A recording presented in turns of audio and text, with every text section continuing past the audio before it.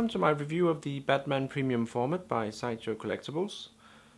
This is my first piece from the DC Comics line actually, and I never really planned on going down that road because I was planning on sticking with only Star Wars and occasionally maybe a few Marvel pieces.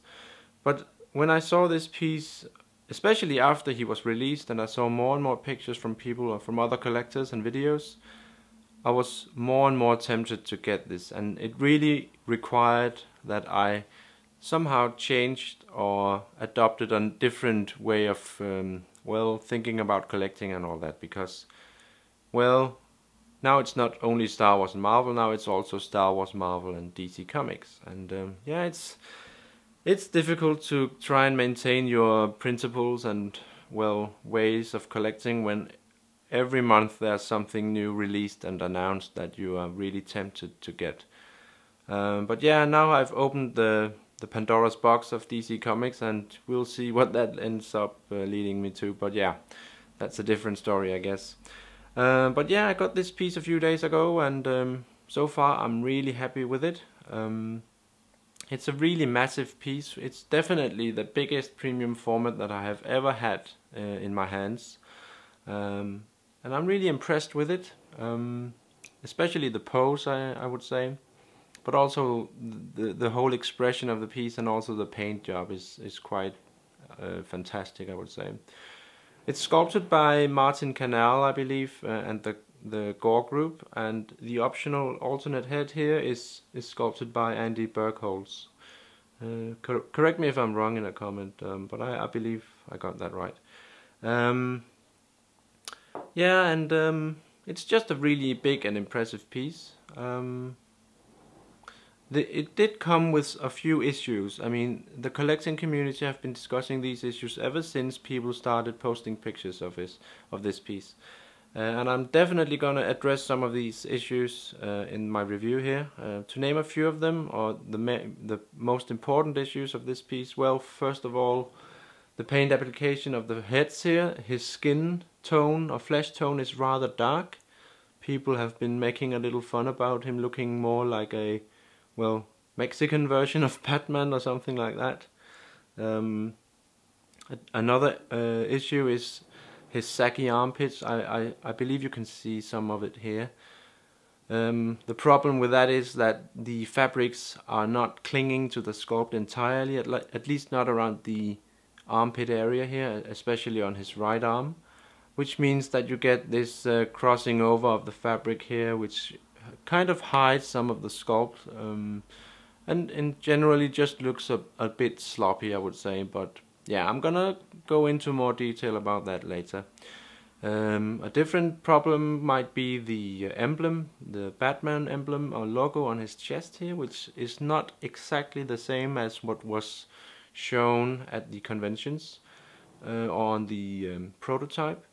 And lastly, I would say that the problem of him leaning or having a tendency of leaning to his left, to our right here, is something that is worth mentioning as well. But I'm gonna talk about that later as well when I go over his pose, which still I believe is one of the best ones I've seen for quite a while.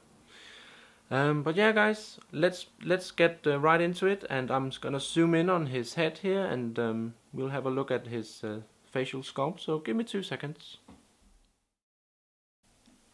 Alright guys, here we go. Now, as I said earlier, this is my favorite portrait to use on this premium format.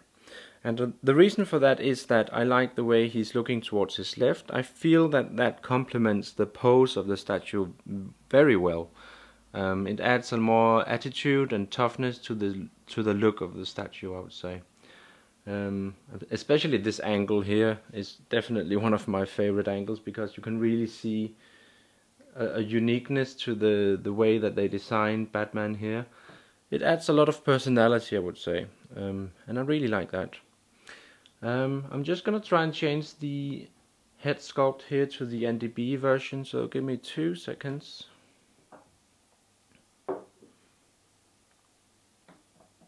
And it just pops right in with the magnet that I described in my unboxing. It's very sturdy, very solid. There's no insecurity at all when you put on the head sculpt here. It's just very solidly placed in the body here, or the cape actually. Now this is the Andy B head, and well, it's a really nice head as well. I like the long ears, but I really prefer the other look because well, this is just, in my opinion, it's a bit boring, I would say. But it looks really nice, and the nose is a bit different. He has a more sharp beak-like nose here. I don't know if you can tell the difference if I hold up the other one here. But it still looks really nice, and he has the same rugged look. Looks like a really mean guy. So yeah, it's pretty good. Let's change it back to the other one. And let's talk about his skin color here. Because, as I said, this is one of the issues that people have been pointing out. And I agree that the skin tones are a bit to the dark side. It looks like they attempted to add some kind of, well, 5 o'clock shadow or something like that. But they overdid it slightly, I would say. But it actually, in my opinion, adds to the more rough look of the character, and that, well, that it doesn't have to be all that clean and fleshy tone like that we see on other pieces, because this is Batman. He's a dark character. He moves in the shadows, and the dark look kind of complements the piece, I would say. So some of you might have a problem with it, but in my opinion, it's not that bad, because to me it looks more like a beard, a 5 o'clock shadow, as I said, or something like that, rather than a whole different flesh tone. So I think it's quite successful, despite what people have been saying about it in some of the forums I've been following. So yeah, I'm really happy with it. I like the facial expression. I like the way the eyes are kind of vague. You can tell them, but they're not just a flat white color. They have a deepness to them, which is really cool. It's like he's having these goggles on, which he can see in night, some kind of night vision thingy. It looks almost like that, or like when you see an owl reflecting the light of the moon or something like that. You would see something similar to what I read into this look and the paint application here. Now on his mask and on his top cape here, he has these highlights of blue, and depending on the light situation in the room, they are sometimes more evident than other times, but generally they are not actually that obvious. You have to see him from various angles in order to really see the blue tints that are going on his cape and on his hood. So I would say that they are very subtle, and that's also how they should be. So yeah, I'm really happy with this this aspect of this piece. Now let's skip right ahead and talk about his body and the cape in general. So let me have 1 second. Alright guys, here we go. Now I really like the way that Sideshow used fabrics on this piece. His grey suit here is a stretchy material. I don't know what kind of textile this is, but it's very stretchy, and it really complements most of his sculpt, I would say. Especially in his midsection here. You can really tell his muscles here. I'm not really sure if they actually applied a very weak shading to the areas here in order to complement the muscles. I'm not sure, because it's actually extremely difficult to really tell if these are just shadows or actually have been emphasized a bit with an airbrush or something like that. But yeah, I really like the texture of it and the pattern that is very weak, but it adds this composite thing to the whole piece, I would say. Now his gloves here, both of them are sculpted completely, so there's no fabrics on them, as well as the cape, by the way. His trousers, or I don't know what to call these things, the black one here, but this is something resembling leather. I'm not sure if it can't be real leather. It's probably something that resembles it to quite a degree. And the same goes for the belt. It's also fabrics, also something that reminds me of leather, but I'm not entirely sure if that is the case. And these bags, by the way, go all the way around, also on the back, but he has the cape on, so you can't tell it right now, but you can look on my unboxing video for a look on his back. But I really love the yellow belt here, by the way. It's so iconic, I feel, and I think it's just important to always have a focus on Batman's belt, because I think that it communicates the aspect of Batman where he's well, he has a lot of gadgets, of course, but he also has all these detective gadgetry that he uses in his way of solving crimes. And of course he keeps all those here, because where would he keep his pocket change and all that? So yeah, the belt is a really important aspect of this piece, I think, in order to really tell the original true story about this character.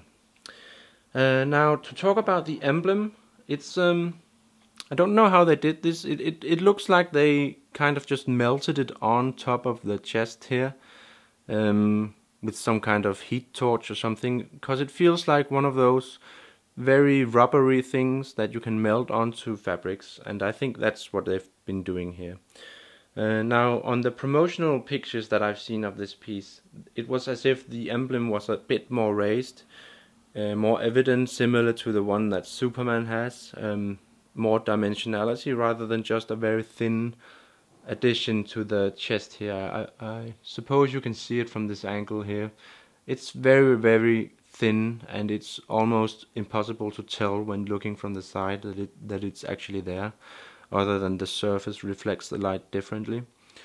So yeah, I'm satisfied with it. Of course, the way that it looks here, it's leaning to the one side because of his posing and because of the fabrics fitting onto the sculpt like it is. But it looks really nice, I think, and even though it's not raised, I'm satisfied with it.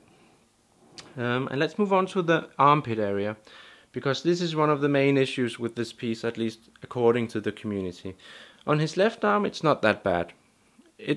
His left arm is just hanging down the side of Batman here, so that's not really an issue here, I would say. Of course, you can see I can actually push it up a bit, so it's not actually clinging to the sculpt entirely. And on his right side here, the problem is even more obvious, because you can really see how the area from his chest here, his muscle here, down to his arm, it's just a straight line in the fabric here, and that's one of the issues that the community has been pointing out. And as you can see, if I do this, you can see how the fabric is just hanging in the air somehow. And there are several ways to fix this. I've seen some good examples of this, but to be honest, if you were wearing this suit in real life and you were pushing back your huge arm, which almost resembles the arm of Schwarzenegger back in the 80s, then I could imagine this actually happening in real life. So in that sense, this actually only adds a level of authenticity to me, to be quite honest. Now, I do realize how people has a problem with this, because some people really don't like the use of fabrics when it comes to these statues, and they just prefer a 100% sculpted piece. And I can also understand that, but I really feel that this is a good example of how fabrics complement a sculpt and adds this level of authenticity. So yeah, you can see the problem, but I guess it's up to you to determine if it's a problem to you or not. And to me, it's not really that big a problem, I would have to say, because to me, premium formats will always, well, have something to do with fabrics. At least they have for several years, and probably will for the future as well. So I like it as it is right now. Yeah, but I really like the pose, by the way. His twisted torso and the way the leg here, it's so, in my opinion, and physically correct, I would say. And it looks very convincing. And his muscles are just so huge that it's just impossible to not to be kind of impressed by this look. So in my opinion, Sideshow did a really good job here. A really good job. And let's turn him like this so you can see his cape, which is just insanely huge. I have never seen a premium format have such a huge piece with it, because this is just insane. I mean, I have a large hand and it still looks so huge. So yeah, and we have these blue tones and highlights and tints here, which are kind of difficult to spot depending on the light situation. But I feel that it's just perfectly applied. Not too much and not too little. It does the job quite well, I would say. So yeah. Right. I feel like I'm talking so much. I'm losing breath almost. Let's continue to the base, which is really cool. So let's just skip right ahead. Alright guys, here we have the base. And as you can see, we have this very intimidating gargoyle right here in front of you. And it's actually really big. And I think it's cool that Sideshow decided to go with a gargoyle that looks like this. I mean, what it does is to tell the story of not just Batman, but also of Gotham, which has these very, I would say, morbid architectural styles, with gargoyles on the top of the spirals of buildings and all that. So I really think that Sideshow did a great job here on deciding the art style of this piece, and in my opinion it's really important to have this aspect of Batman as well in the piece. You could say that the top half here looks like something that could be on the spike of a building or something like that. I'm gonna do a 360 here so you can see the back here, because the lower section here, I don't remember the term for these images here on the side here. I remember having studied something like that in the Grecian architectural stuff with those pillars. Yeah, maybe some of you guys know already, but you have these gargoyles that are going all the way around, and I believe they are all similar.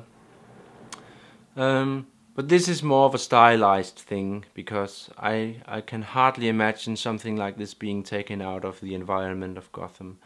I mean, this pillar thing here, it could happen, I guess, on some building. But it's a mix of something that could be taken out of the Gotham world, and something that just complements the statue in a museum quality way, I would say. The finish of the surface here is really nicely made. It resembles stone so well, sculpted stone. I really like this area as well. This is just so cool. I don't know what it is, but I really like it. So the paint application here is really nice. The base is extremely heavy, I would say, but it has to be in order for the weight not to shift on this piece, because, well, we have this leaning issue that I mentioned.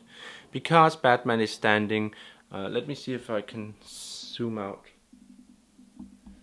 Well, most of his body is actually on the side of the base, which means that most of the weight, especially from the cape as well, is pulling the piece to this side here.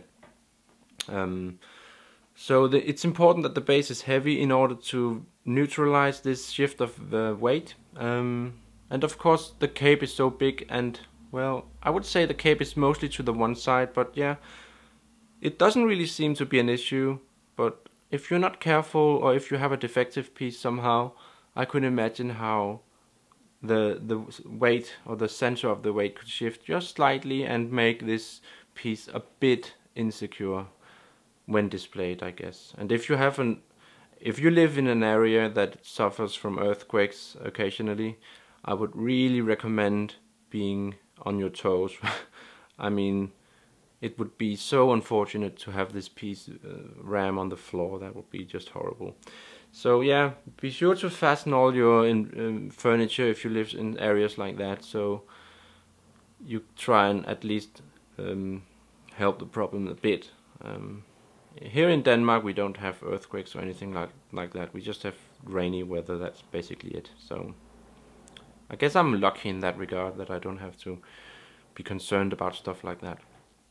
But yeah, I really feel that the base here is really great, and it complements the whole piece on many ways and on many levels. Yeah. Right, guys, I'm gonna zoom out again, and I'm gonna wrap this review up. So yeah, just give me 2 seconds. Alright, guys, I guess that's basically it. Now, before I finish off, I'm just gonna put on the other head again, so I haven't been using the same head from almost all my video here. So yeah, in all fairness, I feel that this portrait deserves a few minutes of screen time as well.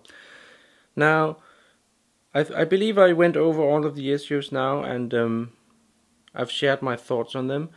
But to be honest, and I know I'm a bit biased because now I have this piece, and then of course it's more natural to me to defend it rather than criticize it.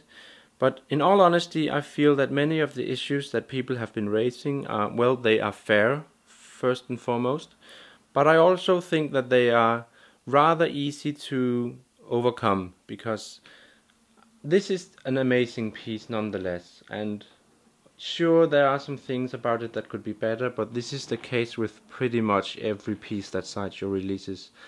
I guess one of the problems here is that, or one of the reasons for the increased criticism that is aimed at this piece, I would say that the reason is solely that this is Batman, and people have just for decades and decades loved this character, and they've been so excited about Sideshow finally making a premium format of this guy, that they have had these increased and huge expectations as to what he would come out as.